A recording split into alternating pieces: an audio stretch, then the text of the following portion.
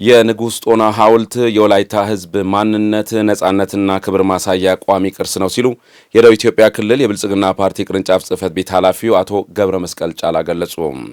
ታሪክ ማወቅና መተንተን ካለፈው ስህተት ለመማርና ለማረም ይረዳል ያሉት ደግሞ የወላይታ ዞን ዋና አስተዳዳሪ ረዳት ፕሮፌሰር ሳሙኤል ተሰማ ናቸው።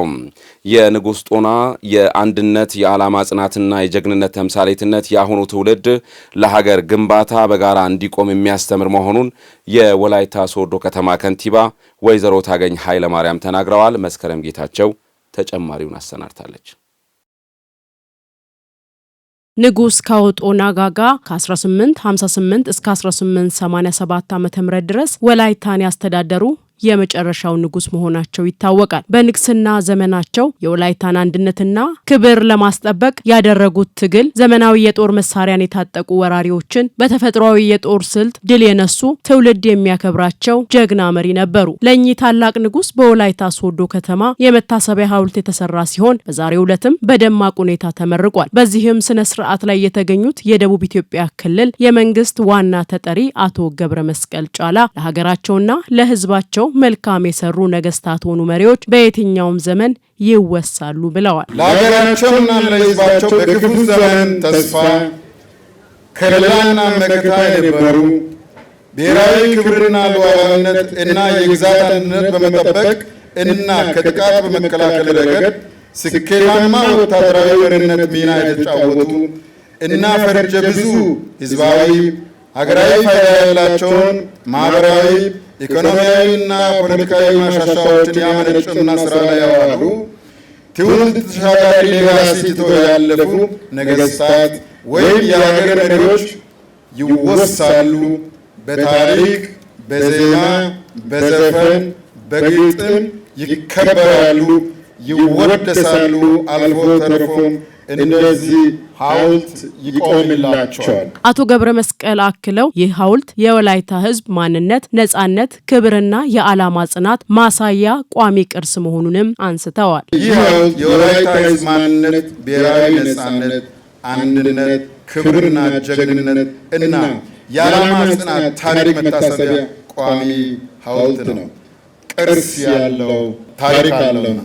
ታሪክን ማወቅና መተንተን ካለፈው ስህተት ለመማርና ለማረም ወሳኝ ነው ያሉት ደግሞ የወላይታ ዞን ዋና አስተዳዳሪ ረዳት ፕሮፌሰር ሳሙኤል ተሰማ ናቸው። ታሪክን ማወቅ፣ ያለፈውን መተንተን፣ ከስህተቶች በመማርና መልካሙን ደግሞ በላቀ ደረጃ ቀጣይ ለማድረግ ያግዛል።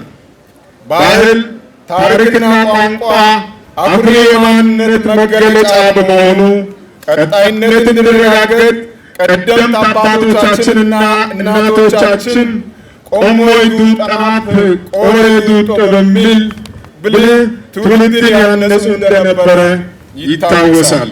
የወላይታ ህዝብ ማንነት፣ ባህልና ቋንቋ ተጠብቆ ለትውልድ እንዲቆይ ንጉስ ጦና ያበረከቱትን አስተዋጽኦ ለመዘከር ሐውልታቸው መቆሙንም ዋና አስተዳዳሪው አክለዋል። በ19ኛው መቶ ክፍለ ዘመን መገባደጃ ላይ የወላይታን ህዝብ በጀግንነት በመምራት ከአፄው ምኒልክ ሰራዊት ጋር በመፋለም ለወላይታ ህዝብ ማንነት፣ ባህል፣ ታሪክና ቋንቋ ቀጣይነት ታላቅ የጀግንነት ተጋድሎ ለተጋደለው የወላይታ ጀግና ንጉስ ካወጦና መታሰቢያ ሐውልት ምረቃ ዕለት እንኳን አደረሰን። የወላይታ ሶዶ ከተማ ከንቲባ ወይዘሮ ታገኝ ኃይለ ማርያም በበኩላቸው ንጉስ ጦና የወላይታ ህዝብ የአንድነት የዓላማ ጽናትና የጀግንነት ተምሳሌት የሆኑ ታላቅ ንጉስ ነበሩም ብለዋል። በወላይታ የነገስታት ታሪክ የመጨረሻው ንጉስ የሆነው ካወጦና በዚህና ባለፈው ትውልድ ሲዘከር የቆየ የትልቅ ታሪክ ባለቤት ነው። ካወጦና ማን ነው?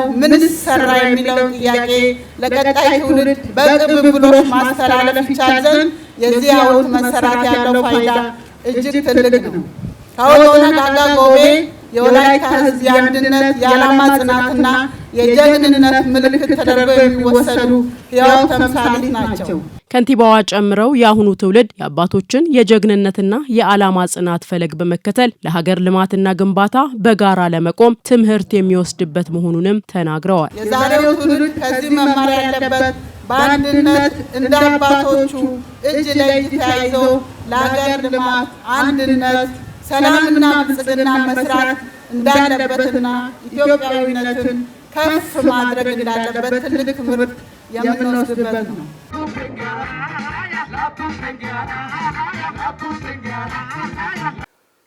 በተያያዘ ዜና የወላይታ ሕዝብ ታሪክ፣ ባህልና ማንነት እንዲሁም የጀግንነት ታሪክን ለትውልድ ለማሸጋገር ሁሉም በትኩረት መስራት እንዳለበት በንጉስ ካወጦና ጋጋ መታሰቢያ ሐውልት ምረቃ መርሃ ግብር ላይ የታደሙ ታዳሚዎች ተናገሩ።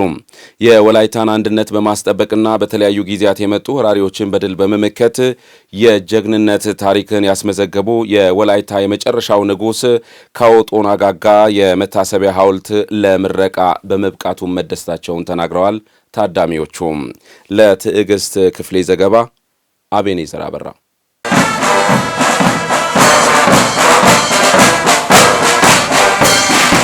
ንጉስ ካወጦና ጋጋ የወላይታ ማንነት ከኢትዮጵያ አልፎ በዓለም እንዲታወቅ አድርገዋል። ይህ ብቻ ሳይሆን የወላይታ አንድነትና ክብር ለማጥፋት የመጣውን ወራሪ ኃይል በጀግንነት ድል መተዋል። የወላይታን አንድነትን በማስጠበቅ በተለያዩ ጊዜያት የመጡ ወራሪዎችን በድል በመመከት የጀግንነት ታሪክ ያስመዘገቡ የወላይታ የመጨረሻው አርበኛ ንጉስ ካወጦና ጋጋ መታሰቢያ ሐውልት በታላቅ ድምቀት በመመረቁ እንዳስደሰታቸው በምረቃ መርሃ ግብር የተገኙ ታዳሚዎች ለወላይታ ቴሌቪዥን ተናግረዋል። ትልቅ ደስታ ተሰምቶኛል። ይሄ ነው ብዬ እንግዲህ በአንደበት መግለጽ የማልችለው በቃላት መግለጽ የማልችለው ደስታ ነው። ወላይታ እንግዲህ ትልቅ ታሪክ አለው። በዓለም በጣም የሚደነቅ ታሪክ ያለው አካባቢ ነው።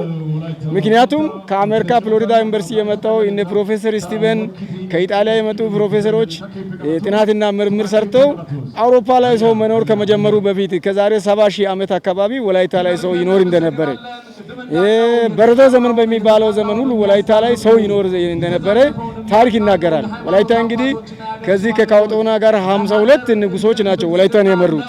ስለዚህ ይህን ታሪክ ደግሞ የሞተውን የጠፋውን ታሪክ መልሰን እንደዚህ በሐውልት መልክ አሰርተን ለትውልድ ለማስተላለፍ ስንሰራ እጅግ በጣም በቃላት መግለጽ የማልችለው ደስታ ተሰምቶኛል። ንጉስ ጦና ያው እንደሚታወቀው የወላይታ የመጨረሻው ንጉስ ነው።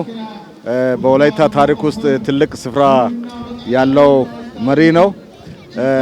የወላይታ ታሪክ ሲነሳ፣ ጀግንነት ሲነሳ፣ ጦርነት ሲነሳ፣ ጥንካሬ ሲነሳ ንጉስ ጦና በወላይታ ታሪክ ውስጥ ትልቅ ስፍራ ያለው ንጉስ በመሆኑ በዛሬው ዕለት የእሳቸው ሐውልት በዚህ አይነት ሁኔታ ለምረቃ በመብቃቱ እጅግ በጣም ደስተኛ ነኝ። ከህፃንነታችን ጀምሮ እየሰማን ነበረ፣ ስለ ካወጦና ሲዘከር ነበረ፣ ሲወራ ነበረ እና አሁን ዛሬ ደግሞ ይህ ሐውልት ደግሞ ቆሞ በማየቴ እጅግ በጣም ደስተኛ ነኝ። ካወጦና ታሪካዊ ናቸው። ለወላይታ አልፎ ከወላይታ አልፎ ለኢትዮጵያም ለአፍሪካም ታዋቂ ጦረኛና መልካም መሪ ስለሆኑ ለኚህ ንጉስ ደግሞ ይሄ ሐውልት ደግሞ ዛሬ ስለቆመ እጅግ በጣም ደስተኛ ነኝ። ደስ ብሎኛል። እኔ በጣም ካወጦና የተማርኩት ነገር ቢኖር በጣም ጀግና ስለመሆነ ወላይታ ጀግና በመሆኗ ከድሮም ጀምሮ ከአባቶችም ከጥንትም ጀምሮ በድህነትም ላይ በፖለቲካም በማህበራዊም በተለያየ ነገር ላይ በሚሰራቸው በማንኛውም ነገር ላይ ወላይታ ወደፊት በጣም ጀግንነት የጀገነች በጣም ጀግና የሆነች ሀገር እንደመሆኗ መጠን ከካወጦና ተምሬያለሁ። በ2011 ዓመተ ምህረት ንጉስ ካወጦና ጋጋ መታሰቢያ ሐውልት ግንባታ መሰረተ ድንጋይ የተጣለ ሲሆን ከ7 ዓመት በኋላ ለምርቃት ያበቁ አመራሮችን የሚያስመሰግን ነውም ብለዋል። የካወጦናን አይቶ ወደ ኋላ እስከ ቢቶ ቢድንቶ ድረስ እንግዲህ ቢቶ ቢድንቶ ወላይታ ማላ ከወላይታ ማላ 11 ነገስታት ከነገሱ በኋላ አሩጂያ ነገስታት መጡ። አሩጂያ 11 ነገስታት በኋላ እንደገና ወላይታ ማላ መጣ። ወላይታ ማላ እስከ ንጉስ ሌቼ ድረስ አሁንም 14 ነገስታት ከነገሱ በኋላ እንደገና ደግሞ ትግሬ መጣ። ትግሬ ከሚካኤል ጀምሮ እስከ ካወጦና አሁንም 16 ነገስታት ናቸው የነገሱ። ይህንን ለትውልድ ለማስተላለፍ ይሄ መነሻ ነው፣ ጅማሮ ነው ብዬ ነው ማስበው። ትልቅ ነገር ነው። ይሄ ሐውልት የመሰረት ድንጋይ የተጣለው በክቡር አቶ ዳገቶ ኩምቤ ወላይታ ዞን ዋና አስተዳዳሪ ነበር። በአጋጣሚ በሳቸውና ከሳቸው በኋላ በነበሩ አመራሮች ወደ መጨረሻው ስራ ሊደርስ አልቻለም። ሆኖም ግን አሁን በታሪክ ብብሎሽ ኃላፊነት የወሰዱት አመራሮች በቁርጠኝነት ይሄንን ኃላፊነት መወጣት አለብን፣ የወላይታ ንጉስ ጦና የወላይታ አይከን ነው፣ የተጀመረው ስራ ማለቅ አለበት ብለው በራሳቸው 24 ሰዓት ነው እኔ በቅርበት ይሄንን ሐውልት እየተከታተልኩ ነበርና ሰፈርም እዚህ ስለሆነ እየተከታተልኩ ነበርና በ24 ሰዓት ውስጥ ነው በእውነት በከፍተኛ ትግል ነው እዚህ ደረጃ የደረሰውና ይህ ትልቅ ነገር ነው። ለትውልድም ትምህርት ነው። ታሪኩን በትውልድ ቅብብሎች ለማስተላለፍ ካወጦና ጀግንነታቸው ማሳያ በመሆኑ ለትውልድ የወላይታ ሕዝብ ታሪክ፣ ባህልና ማንነት እንዲሁም የጀግንነት ታሪክን ለማሸጋገር ሁሉም አካላት በትኩረት መስራት እንዳለባቸውም ገልጸዋል። ወላይታን ማንነት የሚገልጹ ነገሮች ናቸው። እኛ በተወሰነ መልኩ ከአባቶቻችን ይህንን ነገር ወርሰናል። ለቀጣዩ ትውልድ ደግሞ የማስተላለፍ ኃላፊነት አለብን። እኛ አሁን ያለነው ልጆቻችንም እየመከርን ያለነው ወላይታ ከየት ነው የወጣው? ወላይታ ማለት ምን ማለት ነው?